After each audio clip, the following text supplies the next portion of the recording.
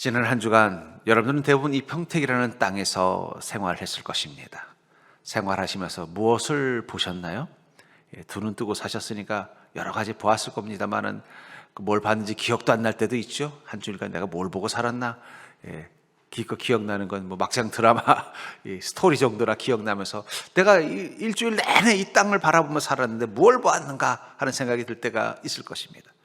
우리가 믿음으로 산다는 것은 우리가 보는 것들이 세상 사람들과 다른 것일 수 있다는 것입니다. 사람은 자신이 관심이 있는 것을 보게 되어져 있습니다. 가끔 어떤 사람하고 내가 익숙한 어떤 마을, 어떤 도시, 어떤 사거리 얘기를 할 때 그 사람이 거기 가면은 그런 장난감 가게가 있어. 그러면은 그랬어? 무슨 소리야? 벌써 몇십 년이나 됐는데 근데 저는 그 동네를 잘 아는데도 한 번도 그 가게를 본 기억이 없는 거예요. 왜 그럴까요? 그 가게가 갑자기 제 눈에 사라진 게 아니라 제 관심이 거기 없었기 때문에 그게 안 보인 거예요. 근데 그 사람은 그거에 관심이 있었기 때문에 여기 이런 게 있었네? 그걸 본 것입니다. 그런 의미에서 여러분들, 우리가 믿음을 갖는다는 것은 우리의 관심이 하나님께 있는 것입니다. 우리가 믿음을 가지고 산다는 것은 우리의 관심이 하나님께 있기 때문에 우리는 이 땅 가운데서도 무엇을 봐요? 하나님의 운행하심, 하나님의 역사하심, 하나님의 계획이 보이는 게 바로 믿음의 눈일 것입니다. 오늘 이 바울 목사님이 그리스의 항구 도시인 이 고린도에 와서 무엇을 해야 되나 바라봤을 때 그분은 믿음으로 그 땅을 바라보았을 것입니다. 그리고 믿음으로 그 땅을 바라보았을 때 바울 목사님 눈에 보인 것이 무엇일까요? 오늘 본문은 뭐 어떤 이야기라고 했어요? 바로 브리스길라와 아굴라라는 바울의 가장 위대한 조력자. 제가 추측한데는 아마 이 사람들은 이달리아에서 온 사람들이기 때문에 뭐 제가 정확한 건 아니지만 추측으로 아마 로마 교회를 세울 때 큰 일을 한 사람들일 확률이 높아요. 어쩔 수 없이 이달리아에서 소위 말하는 쫓겨난 거예요. 왕이 이 이태리 로마에 있는 모든 유대인들은 다 이 도시를 떠나라 명령을 내려서 어쩔 수 없이 울며 겨자 먹기로 이 그리스의 고린도로 와 있었던 것입니다. 그러나 그의 생활터전은 이태리였기 때문에, 로마였기 때문에 분명히 돌아가고 싶은 마음이 있었을 것이고 아마 그 두 부부는 나중에 로마로 가지 않았을까 싶어요. 그리고 그곳에서 교회를 세웠고 이 소식을 들은 바울 목사님은 분명히 그 로마로 가고자 하는 그 마음을 로마서에 쓰고 싶었을 것 같습니다. 그러니까 바울 목사님은 이 고린도에서 누굴 본 거예요? 바로 하나님께서 그 사람들을 보여주신 것입니다. 이 고린도는 그리스의 항구 도시입니다. 상업과 무역이 번창한 곳이에요. 그런 면에서는 평택과 유사한 점이 있죠. 우리도 상업 도시고 그리고 무역과 또 이 항구 도시입니다. 그러다 보니까는 이 유사성 가운데 있는데 이 고린도에 사는 사람들은 이 고린도 시내를 볼 때마다 무엇을 보았을까요? 아마 분명히 대부분의 많은 사람들은 돈, 어디로 가면 돈을 많이 벌까? 혹은 어떤 시설들, 역시 큰 도시라 이런 멋진 건물이 있구나, 이런 곳이 있구나, 그런 것들을 보았다면 바울 목사님 눈에 고린도는 무엇이 보였을까요? 하나님의 계획, 성령님의 역사하심, 하나님께서 복음을 전하라고 부르는 영혼들이 보였을 것이라는 것입니다. 같은 고린도 땅인데 어떤 사람에겐 고린도에서는 돈을 벌 것들 혹은 살아야 되는 집들 그런 것들만 보였다면 바울 목사님 눈에 그곳에서는 무엇이 보였는가? 저는 이미 그것을 한마디로 정의한다면 성령님께서 운행하고 계심을 보았을 것입니다. 여러분들은 지난 일주일간 이 평택 땅에서 무엇을 보았습니까? 그리스도인의 삶은요, 어떤 특별한 눈이 있냐면 자기 인생의 주변에 성령님께서 운행하고 계신 게 보이는 것입니다. 그것을 보는 순간 우리 마음에는 설레임이 회복이 돼요. 성령님이 이곳에 계시는구나. 성령님이 계시다면 어떤 일이 날까요? 분명히 성령님께서는 그곳에 계시면서 어떤 특별한 일을 할 것입니다. 여러분, 이 평택 땅에도 성령님은 계십니다. 그 성령님 분명히 이 땅 가운데서 일하실 것입니다. 그러면서 여러분들과 함께 하실 것입니다. 그렇다면 이 평택 땅 안에서 운행하시는 그 성령님을 보는 게 믿음의 눈이라면 여러분들의 인생 가운데 계신 성령님을 바라보았을 때 여러분들 그 성령님을 통해서 여러분들의 인생 가운데 성령님이 무엇을 행하시는지를 안다면 그분과 함께하는 지혜를 가지고 살지 않겠냐는 거예요. 그리고 그분과 함께 한다면 우리 인생은 성령님의 은혜와 능력이 내 삶 가운데서 경험되어지는 기쁨을 누리게 될 줄 믿습니다. 여러분들의 인생 가운데 성령님 함께 계시면서 여러분들의 땅 가운데서 운행하시고 역사하신다면 그것은 어떤 것들일까요? 성령이 무엇에 관심을 가지고 무엇을 목적으로 여러분들과 함께 하는지를 여러분들이 알고 그 성령님과 함께 간다면 분명히 여러분들은 여러분들의 인생의 끝까지 성령님과 동행하면서 그분과 함께 동행하는 기쁨을 누리는 인생이 될 줄 믿습니다. 먼저 우리가 이 땅 가운데서 봐야 되는 것은 무엇이냐면 바로 성령께서 이 땅 가운데 계신 목적은 바로 하나님의 백성을 모으고 계시다는 거예요. 여러분들 이 평택 땅에 성령님이 계신데 그 성령님은 무엇을 하기 위해 이곳에 계실까요? 하나님의 백성을 모으기 위해서라는 것입니다. 2절에 보니까 아굴라라 하는 몬도에서 난 유대인 한 사람을 만나니 글라우디오가 모든 유대인을 명하여 로마에서 떠나라 한 고로 그가 그 안에 브리스길라와 함께 이달리아로부터 새로 온지라 바울이 그들에게 가매. 이 브리스길라와 아굴라를 바울이 만나게 된 계기가 뭐라고 말하고 있어요? 이 두 사람이 어쩔 수 없이 로마에서 떠나라는 명령을 받고서 할 수 없이 이 고린도에 와 있었다는 거예요. 자신들이 오고 싶어서 온 게 아니라 환경이 상황이 로마에 살 수 없게 되었기 때문에 살기 위해서 이 고린도로 왔는데 이곳에서 누굴 만난 거예요? 바울을 만난 거예요. 아마 분명히 브리스길라와 아골라는 유대인이었기 때문에 하나님을 아는 자들이었을 것입니다. 자신들이 이 고린도 막막한 곳에서 어떻게 살아가야 되나, 왜 내게 이런 일이 일어났나 막 근심하면서 걱정하면서 한탄하면서 오면서 하나님께 기도했을 거예요. 배를 타고 오면서 하나님, 제가 어쩔 수 없이 로마를 떠나서 이 고린도로 가야 되는데 제가 거기서 어떻게 살아야 됩니까? 물론 제가 할 수 있는 기술이라고는 이 천막 이걸 만들고 하는 건데 시장 가서 그걸 팔면 되겠지만은 거기 활로도 없고 이제 어떻게 시작해야 되니까 이제 막 새로 시작하는 사람일 거예요. 근데 누굴 만난 거예요? 바울 목사를 만난 거예요. 근데 당신도 천막 장사를 하시는군요. 같은 보니까 같은 유대인인 거예요. 그리고 바울 목사님 그들에게 복음을 전해서 바울 목사님이 제자로 만들어 버렸다는 거예요. 또 10절에 뭐라고 말하고 있냐면 내가 너와 함께 있음에 어떤 사람도 너를 대적하여 해롭게 할 자가 없을 것이니 이는 이 성중에 내 백성이 많음이라. 바울 목사님 복음을 전하는 그 일을 하다가 오해도 받고 핍박도 당하고 있던 그 시절에 하나님께서 뭐라고 말씀하세요? 이 성중에 내 백성이 많다. 성령님의 관심이 어디 있었다는 거예요? 이 성에 내 백성이 얼마나 많으냐. 여러분, 이 평택 땅을 바라볼 때 우리 그리스도인의 눈으로 이 평택 땅을 바라본다면, 바울의 시선으로 이 평택 땅을 바라본다면 성령님의 시선으로 이 땅을 바라보게 될 것입니다. 그리고 성령님의 시선으로 이 땅을 바라본다면 여러분은 무엇을 볼까요? 하나님의 많은 백성들을 보게 될 거예요. 왜 우리가 이곳에 있는가? 물론 브리스길라와 아굴라처럼 어쩔 수 없이 로마에서 살 수 없기 때문에 이전한 것처럼 다른 곳에서 살 수 없기 때문에 이곳에 온 이유도 있을 것입니다. 혹은 또 사업을 위해서, 또 생활을 위해서, 변화를 위해서 온 사람도 있을 것입니다. 그러나 모든 그리스도인은 공통적으로 이 땅 어느 곳이든 머물러야 되는 진짜 이유는 무엇입니까? 하나님께서 부르시고 모으신 거예요. 그리고 하나님의 많은 백성을 세우는 하나님의 그 계획 가운데 쓰임받기 위해서 바울 목사님처럼 이곳에 있는 것입니다. 여러분, 우리 그리스도인은 사명자예요. 이곳 평택 땅에 있는 이유가 무엇인가를 분명히 알고 사셔야 돼요. 어디에 있든, 이곳이 아니라 어디든 마찬가지입니다. 하나님께서 나를 이곳으로 보내신 거라면 이곳에서 하나님이 내가 무엇을 하기를 원하시는가? 성령님의 시선으로 바라봐야 된다는 거예요. 성령이 무엇에 관심이 있어요? 더 많은 하나님의 백성을 모으는 일에 관심이 있다는 거예요.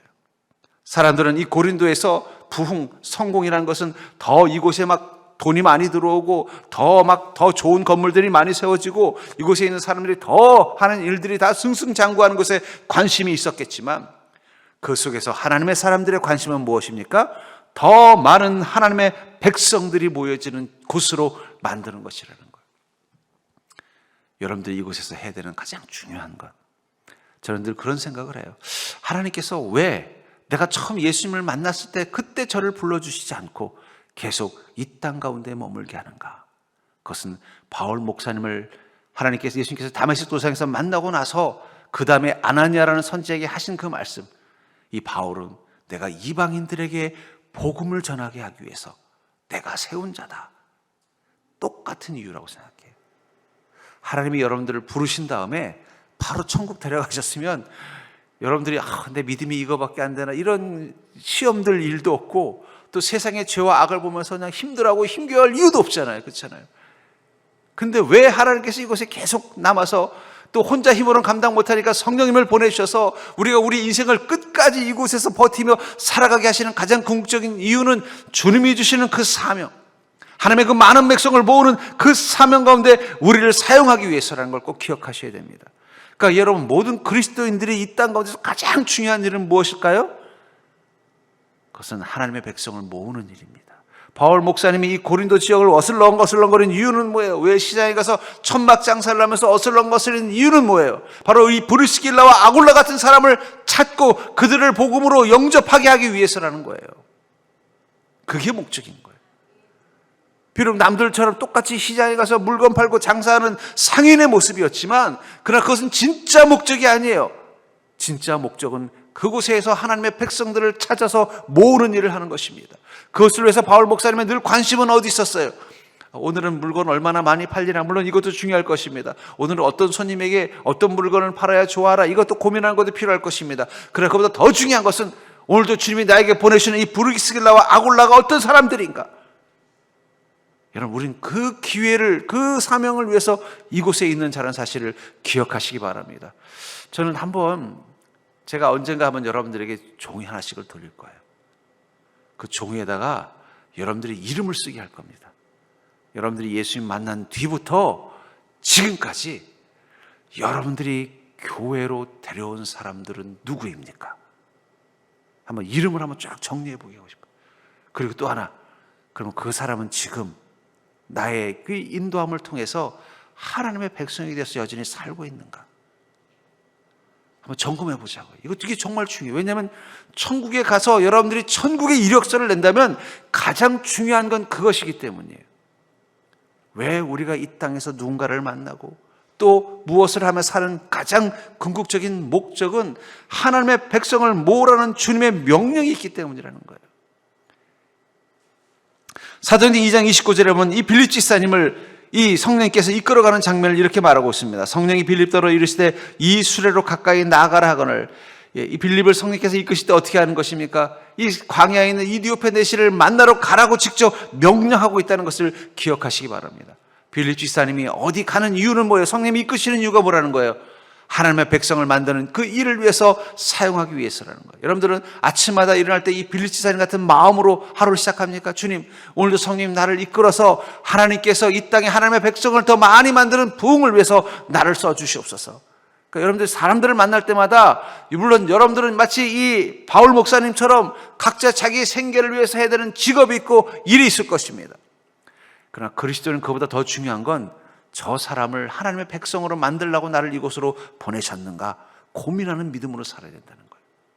빌립 집사님은 그 마음을 주님이 주셨기 때문에 어떻게 한 거예요? 광야를 지나가다가 이디오페 내시가 그 광야에서 수레를 세워놓고 쉬고 있는 걸 본 거예요. 여러분, 이디오페 내시 이렇게 왕의 명령을 받고 이 유대 땅까지 왔을 때는요, 보통 사람이 아닙니다. 엄청난 권력을 가진 권력자예요. 혼자 있는 게 아닙니다. 그 사람을 호위하는 무사들이 있는 거예요. 괜히 옆에 잘못해서 갔다가는 혼이 나가는 거예요. 보이면 피해가는 게 맞는 거예요. 그런데 성령이 뭐라고 말씀하세요? 그 술에 가까이 가라. 그를 만나라. 무엇 때문에요? 하나님의 백성으로 삼기 위해서. 그 순간 빌립 집사님은 그 광야 가던 길을 멈추고 어떻게 돼요? 위험을 무릅쓰고 이디오페 내시에게 간 거예요. 아니나 다를까 분명히 경비병들이 너 뭐야? 하면서 아마 죽이려고 하거나 쫓아내려고 했을 것입니다. 그 순간 빌립 집사님이 당황하지 않고 잠깐만요. 나는 당신의 주인을 만나야 합니다. 하나님께서 그 주인을 만나라고 하셨습니다. 그 주인께서 지금 뭔가 궁금해하고 있는 게 있는데 그 답을 주라고 저를 보냈습니다. 그 말을 아마 이디오페 내시는 들었을 것입니다. 저 사람 유대인인가 보다. 잠깐 오라고 해라. 그렇지 않아도 내가 지금 성경을 보면서 궁금한 게 있었는데 이걸 누가 좀 알려줬으면 좋겠는데 답답해하고 있었는데 잘됐다. 와라 해라. 그리고 만나서 어떻게 해요? 복음을 전해서 침례를 주고 하나님의 백성으로 만들었다는 거예요. 그리고 나서 어떤 일이 났어요? 또 성령께서 빌립 집사님을 휙 데리고 가셨어요. 어디로 가셨을까요? 너 수고했으니까 사우나나 하고 오라 그랬을까요?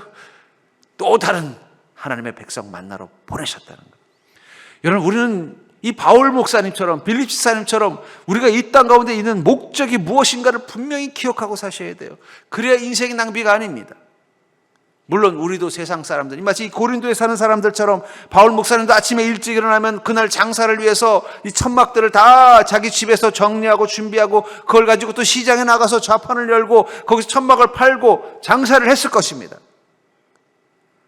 그러나 그거에 모든 에너지를 쏟은 게 아니라는 거예요. 주님, 이 일을 통해서 내가 만나야 되는 하나님의 백성들은 오늘은 누구입니까? 그리고 그들에게 복음을 전하는 일에 집중했다는 것입니다. 여러분들을 이 평택 땅에 보내신 이유는 다른 데 있지 않아요. 이곳에 살게 하는 이유도 다른 데 있지 않습니다. 우리가 성령의 사람이라면 분명히 성령님은 여러분들이 매 순간순간 사람들을 만나게 할 것입니다. 직장의 동료일 수도 있고, 또 내가 어떤 거래하는 거래처 사람일 수도 있고, 아니면 내가 잘 다니는 어떤 가게나 이런 단골일 수도 있고, 아니면 우연히 길에서 만나 인사하게 된 사이일 수도 있지만, 그들을 우리는 어떤 눈으로 바라보냐는 거예요. 그들을 하나님의 백성으로 삼도록 내게 명령하셨기 때문에 그 사람을 만난다면 우리가 그들을 바라볼 때 침묵할 수 없는 것입니다. 그들에게 복음을 전하고 그들에게 영적인 관심을 가져야 된다는 거예요. 여러분들, 저는 여러분들이 이 땅 가운데 있으면서 자기 인생에 정말 중요한 목표를 하나 주셨으면 좋겠어요. 내가 무슨 일이 있어도 주님 부르실 때까지 몇 명은 복음을 전하겠다. 내가 만나는 그 사람 한 사람 한 사람 누구라도 그 사람에게 반드시 예수님을 증거하겠다. 아니면 내가 내 생애를 다해서 주님 부르실 때 어쩌면 우린 뭐 세상적으로 바라보면은 대단한 걸 남기지 못하고 떠날 수도 있어요. 뭐 특별히 뭐 대단한 어떤 뭐 사회적인 업적을 남긴 것도 없고, 사람들이 인정할 만한 어떤 능력을 보여준 것도 없고, 또 내가 뭐 내 자손들에게 더 많은 재물을 물려주고 명예를 물려주고 간 것도 없고, 그럼에도 불구하고 우리가 이 땅 가운데서 반드시 남기고 가야 되는 것은 주님이 내게 만나게 하신 모든 자들에게는 반드시 예수님을 증거하고 갔다는 것. 그게 어쩌면 성령님께서 나와 함께 하시면서 이 땅을 거니는 내 인생 가운데 성령님이 함께 하시는 목적이라면 여러분은 거기에 대해서 얼마나 관심을 가지고 계십니까?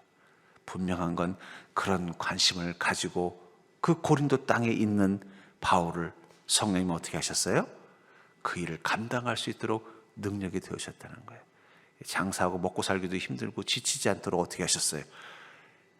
힘을 주시니까 브리스길라와 아굴라 같은 사람도 만나게 하시고 또 힘도 주시고 너끈히 감당하게. 여러분, 주님의 일은요, 우리가 우리 인생을 위해 살아가는 에너지와 중첩되지 않습니다. 그거 신기해요. 무슨 얘기냐? 내가 하루 종일 뭐 일하고 생활하고 이런 거 하면 힘들어요. 힘든데 주님이 일을 할 때는요, 또 다른 에너지가 나오는 거예요. 우리 그런 말 있잖아요. 밥배 따로 있고 간식배 따로 있다고. 우리 여성분들 맨날 그런 말 하잖아요. 밥배 따로 있고 간식배 따로 있으니까 밥 많이 먹어서도 또 가서 케이크 먹으면 들어간다 그러잖아요. 우리 안에 두 개의 에너지가 있어요. 우리가 이 육신으로 이 땅 가운데 살아가는 데 필요한 에너지, 그것을 위해 가지고 우리는 열심히 직장 생활도 하고 가정을 돌보고 살아갑니다. 근데 그것 말고 주님을 위해서 사용할 수 있는 에너지가 따로 있습니다. 그것도 좀 쓰십시오. 그거는요, 그거 쓴다고 우리 몸이 피곤해서 우리 일 못하지 않아요.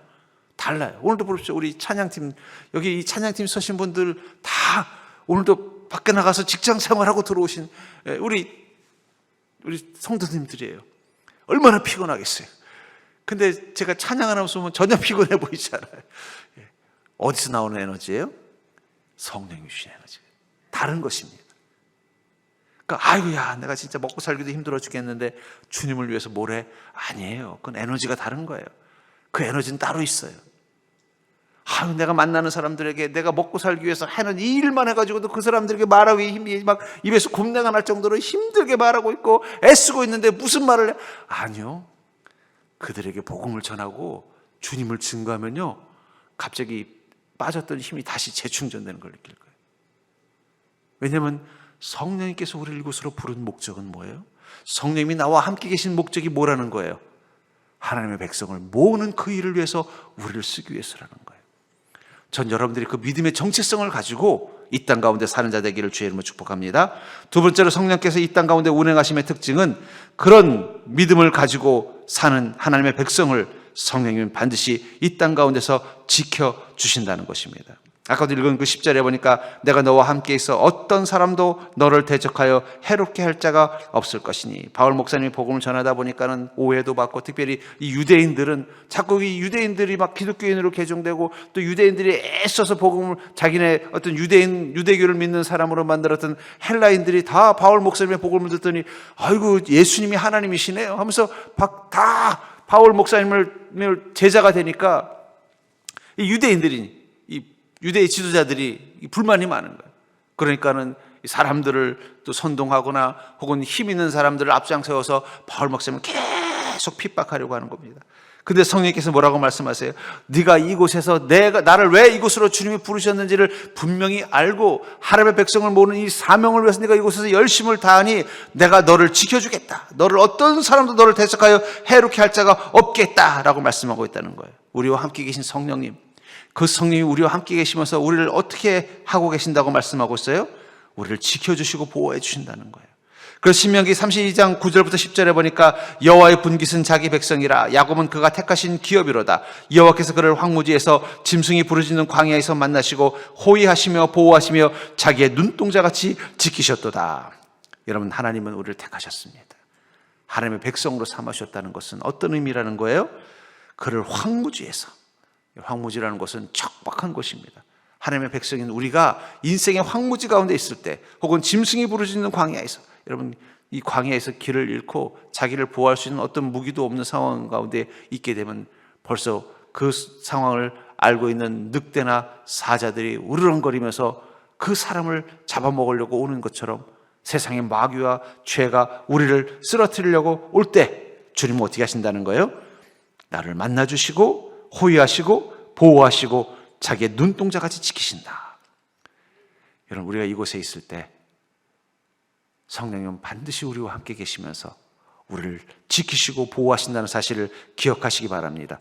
우리가 성령님께서 주신 그 믿음과 사명을 가지고 이 땅 가운데 살겠다고 결심하는 그 순간부터 성령님, 우리가 그 일을 감당할 수 있도록 능력이 되어주실 뿐만 아니라 그것 때문에 받는 핍박과 그것 때문에 받는 모든 어려움들로부터 우리를 지켜주시겠다고 약속하고 있다는 거예요. 그리고 시편 145편 2절에 보면 여호와께서 자기를 사랑하는 자들은 다 보호하시고 악인들은 다 멸하시리로다. 저는 제가 목회자이지만 이곳에서 또 이 평택 땅에 살면서 하나님과 동행하며 살아갈 때 제가 가장 많이 느끼는 것은 무엇이냐면, 정말 하나님이 나를 지키고 계시는구나, 정말 하나님이 나를 보호하고 계시는구나, 정말 하나님께서 나와 함께 계시는구나, 이것을 느낄 때가 얼마나 많은지 몰라요. 상황마다 성령님께서 나를 지키고 계신다는 게 느껴진다는 거예요. 우리도 우리 인생 가운데 위험할 때가 있잖아요. 어려움을 겪을 때가 있잖아요.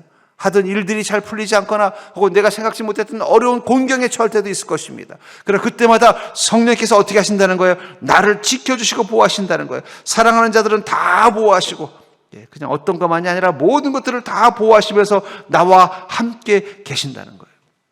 우리가 그 사실을 깨닫는다면, 또 우리가 이 평택 땅에서 사는 동안 성령님이 나를 눈동자와 같이 지키고 계신다는 사실을 깨닫는다면 우리가 두려워할 것이 없을 것입니다. 우리 마음속에 왜 자꾸 두려움이 생길까요?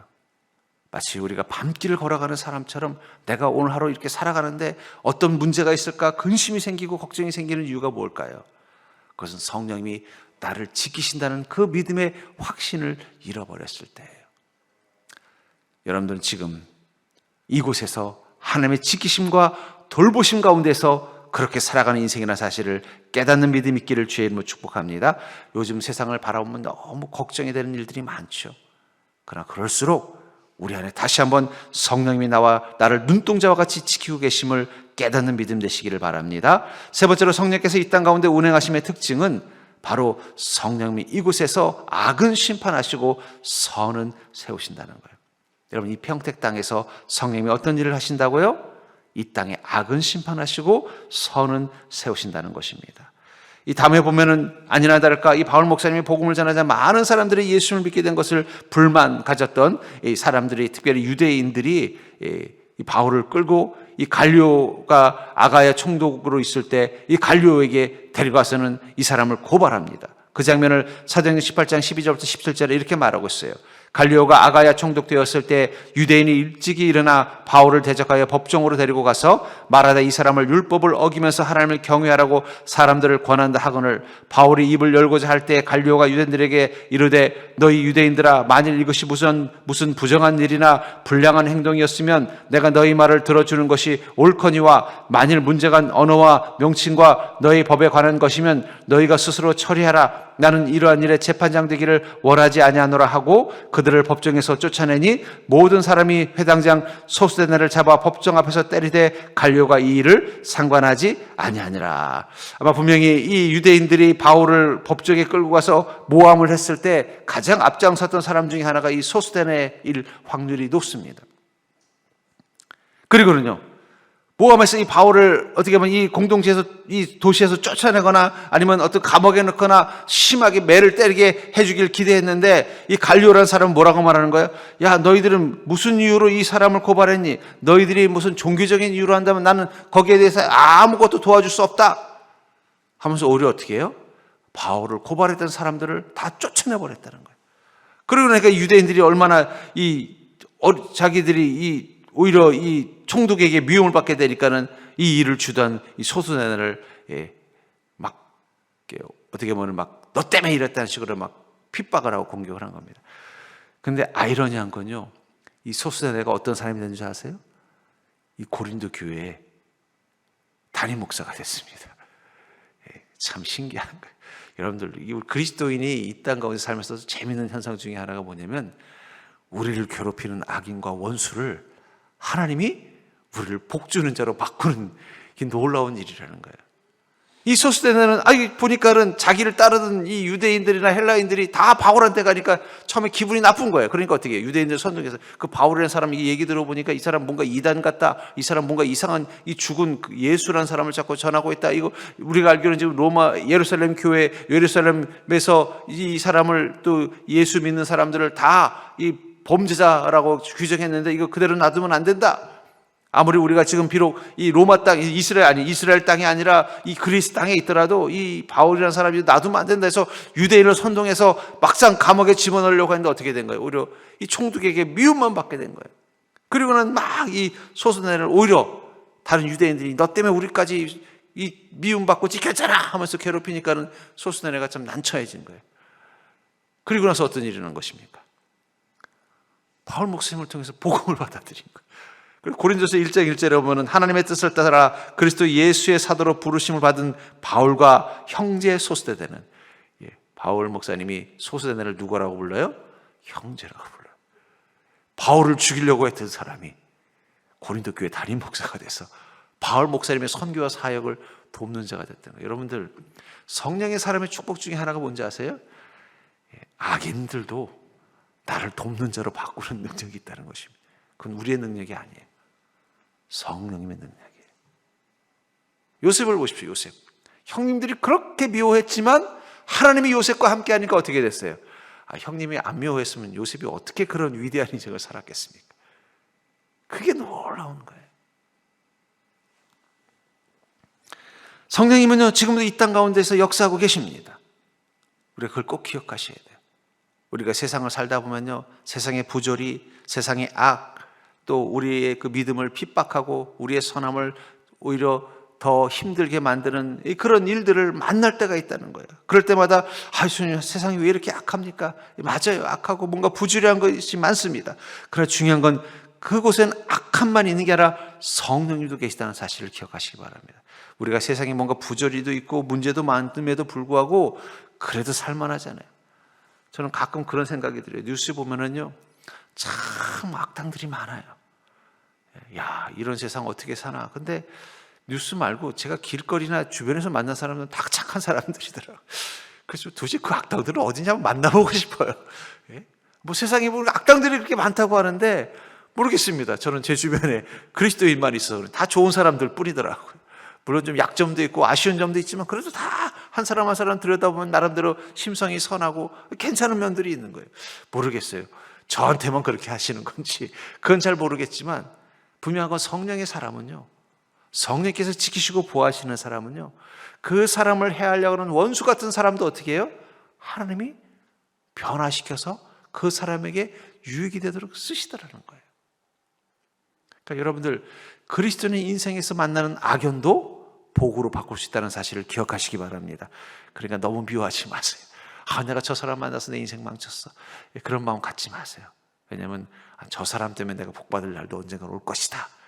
아니면 저 사람 만나서 내가 힘들었기 때문에 그게 복이 될 날이 올 것이다. 이 확신을 갖기를 주의 이름으로 축복합니다. 가까이 있잖아요, 우리 집 원수. 그 사람 만난 게 복인 거예요. 원수지만 그 원수를 만났기 때문에 내가 이렇게 사는 겁니다. 저희 어머님이 늘 하신 말이 뭐냐면, 내가 너희 아빠 같은 사람 만났으니까 내가 열심히 예수 믿었지, 안 그랬으면 예수 열심히 믿었겠니? 맨날 그 말씀 하신다는 게 뭐예요? 우리 집에 원수가 있어서 내가 복을 받았다는 고백입니다. 그러니까 여러분들, 우리 그리스도는 그런 복이 있다는 거예요. 왜냐하면 우리가 성령의 사람이기 때문이에요. 그리고 여러분들이 인생의 길거리에서 성령님이 그렇게 만들어주신 것을 경험하는 자가 된다는 거예요. 시편 23편 5절에 보면, 주께서 내 원수의 목전에서 내게 상을 차려주시고 기름을 내 머리에 부으셨으니 내 잔이 넘치나이다. 저는 이 문장을 너무 좋아하는 게 뭐냐면, 한번 상상해 보십시오. 나를 너무 억울하게 만들고 힘들게 만들고 초라하게 만들었던 사람, 나를 노골적으로 조롱하고 경멸하던 그 원수 앞에서 하나님이 나를 어떻게 하신 거예요? 마치 드라마에 짜잔 짜잔 짜잔 하는 것처럼 나에게 기름을 부고 탁 높아지니까 갑자기 그 원수가 무안하고 어쩔 줄 몰라 하는 그 장면, 여러분 속이 시원하지 않습니까? 여러분들이 힘들게 하는 원수들을 떠올 때마다 이 장면을 상상하기를 주의 이름으로 축복합니다. 하나님께서 그 원수 앞에서 내게 기름을 부어서 높여주신다는 거예요. 어떤 분이 참 재밌는, 정신과 의사가 재밌는 말을 하셨더라고요. 행복의 반대말은 불행이 아니라 행복의 반대말은 비교다. 그러면서 이제 설명을 하는 거예요. 사람들이 왜 불행해지느냐, 행복하지 못하냐, 자꾸 비교한대요. 누구랑 비교할까요? 나보다 잘난 사람, 나의 원수인 사람. 나를 무시하고 조롱했던 원수 같은 친구는 잘 나가고 있는데 나는 고생하고 있으면요, 자기가 불행하다고 느끼는 거예요. 행복하지 않다고 느끼는 거예요. 그러면서 그분이 그 얘기를 하더라고요. 행복해지려면 비교하지 말아라. 내 인생은 누구하고도 비교할 수 없는 나만의 인생이다. 왜 성령님께서 한 사람 한 사람 속에 다 개별적으로 임재하셨을까요? 성령님이 속에서 뭐라는 거야? 자꾸 옆 사람 비교하지 말고 나하고 있는 것에 집중해라. 그게 믿음입니다. 그렇게 살면 행복하다는 거예요. 특별히 이 세상 가운데 우리를 힘들게 하는, 정말 세상이 악하다고 느끼게 만드는 만남들이 있을 거예요. 근데 그 속에서 여러분들 절망하지 마시기 바랍니다. 언젠가 성령님께서 그들을 향하여 심판하실 때가 있고, 아니 그 심판을 뛰어넘어서 그들이 내 앞에서 하나님이 나를 높이시는 것을 보실 날이 있고, 볼 날이 있고, 그들을 오히려 바꿔서 어떻게 해요? 내게 복을 주는 자로 만들 날이 있다는 걸 믿는다면, 우리는 이 땅 가운데서 만나는 우리를 힘들게 하는 사람들도 어떻게 해요? 예수님 말씀하신 것처럼 오히려 그를 위하여 복을 빌라. 복 빌라는 게 너는 속도 없는 사람이구나 라는 뜻이 아니라는 거예요. 어차피 그 사람을 하나님 바꿔버리실 거라는 거예요. 여러분, 그리스도는 그런 능력을 가지고 있습니다. 여러분, 이 땅 가운데 우리가 있는 이유는 단순히 무엇을 먹고 무엇을 마시고 무엇을 입는 자가 되기 위해서가 아니라 하나님의 그 사명을 감당하기 위해서 이 땅 가운데 있다는 거예요. 그러니까 여러분들이 인생의 시간을 뒤돌아보고 거기에 있는 것들을 기록으로 남긴다면 여러분들이 주님의 나라를 위해서 했던 그 일들이 다 남을 겁니다. 저 천국에 가면 다른 건 안 남아요. 여러분들이 어떤 멋진 직장을 다녔는지, 아니면 여러분들이 얼마나 멋진 여인과 사랑을 나눴는지, 아니면 여러분들이 얼마나 자녀들이 정말 잘 되고 성공하는 걸 보았는지, 이런 것들은 남지 않을 수 있다는 거예요. 그러나 여러분들이 이 땅에서 만난 사람들에게 어떻게 예수님을 증거하고 그들을 주님 곁으로 인도하려고 애를 썼는지, 이것들은 다 남아있을 것입니다. 여러분들은 그것이 여러분들의 인생에서 남게 될 가장 중요한 이력이라는 마음을 가지고 이 땅 가운데 사는 게 바로 성령의 사람이라는 거예요. 그런 삶을 살려고 하는 마음 가지고 이 땅 가운데 머무는 동안 여러분들은 반드시 하나님이 지키시고 보호하시는 것을 경험하실 것입니다. 우리는 어떤 순간 가운데도 하나님이 나를 지키고 보호하고 계신 것을 경험할 거라는 거예요. 바울 목사님의 그 당당함은 어떤 파도를 만나고 어떤 유라굴로를 만나더라도 하나님이 나를 지키고 계신다는 걸 느꼈기 때문입니다. 전 여러분들이 그것을 보는 믿음으로 사시길 바랍니다. 그리고 여러분들이 힘들게 하는 원수와 같은 만남들, 그 속에서도 하나님 그것들을 바꾸실 날이 있음을 소망하면서 오히려 넉넉하게 당당하게 그들을 축복할 수 있는 자가 될 수 있기를 주의 이름으로 축복합니다. 그렇다면 이곳에 사는 게 어떤 마음일까요? 행복할 거예요. 바울 목사님은 고린도에서 사는 시간들이 너무나 행복했을 것입니다. 왜냐하면 날마다 그가 가는 그 거리마다 누가 계신 걸 본 거예요? 성령. 성령님이 저 사람을 만나게 해주셨네. 성령님이 이 일을 하게 해주셨네. 성령님께서 이렇게 역사하셨네. 성령님이 이렇게 준비해 주셨네. 우리가 이 땅 가운데 살면서 매일매일 우리가 사는 그 길거리에서 우리가 만나고 경험해야 되는 것은 바로 성령님입니다. 바울 목사님의 매일매일은 그 성령님을 만나는 시간이었다는 거예요. 그리고 그 동일한 성령님이 여러분들의 인생과 여러분들의 인생의 골목에도 함께 계십니다. 지난 한 주간도 여러분들이 집중해서 보지 않으셔 그렇지 성령님이 늘 그 자리에 함께 계시면서 여러분들을 복되게 하시고 여러분들을 지켜주시고 여러분들이 그 죄와 악에 의해서 고통받지 않도록 하나님께서 이미 심판자가 되어주셨다는 거예요. 그렇다면 사랑하는 성도님들, 여러분들은 이 땅 가운데 사는 동안 날마다 어떤 믿음으로 살아야 되겠어요? 제가 매일매일 내가 사는 인생의 거리에서 성령님을 만나는 기쁨, 성령님의 역사하심을 경험하는 기쁨, 성령님의 지키시고 보호하심을 경험하는 기쁨으로 살게 해달라고 기도해야 하지 않겠습니까? 저는 분명히 확신합니다. 성령의 사람, 하나님의 사람, 그리스도인들은 어느 곳에 있든 무엇을 하든 성령님이 반드시 함께 하실 것이라는 것입니다. 여러분들 그 확신을 가지고 이곳에서 사는 자 될 수 있기를 주의 이름으로 간절히 축복합니다.